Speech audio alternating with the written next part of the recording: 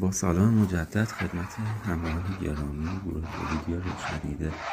این نمونه بارز یکی از ترمز رمپ هایی هست که یه کوچولو ایراد داره. نمیتونم بگم نصبش کلا ایراد داره، نصب بد نیست، جاگذاری ها خوبه، فاصله ها درست و استاندارد رعایت شده، فقط مسیر ماشین رو در نظر نگرفته نصاب عزیزمون.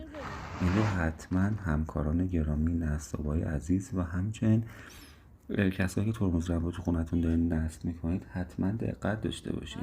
ما خودمون میخوایم نصب کنیم، نصابای ما اول با ماشین یکی دو بار مسیر رو خودشون تردد میکنن، به سمت پایین میرن و به سمت بالا میان تا حدود مسیر رو مشخص بشه که از کدوم مسیر اگر راننده بیاد بالا یا بره پایین راحت تره.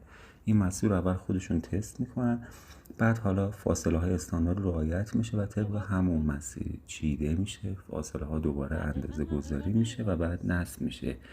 این که شما فقط فاصله بینابینشون رو در نظر بگیرید، درست و استاندارد نصب بشه و فاصله های جانبی بین دوتا ترمز رمپ و فاصله هاشون از دیوار رعایت بکنید، نمیتونیم بگیم قطعا ترمز رمپ جواب میده.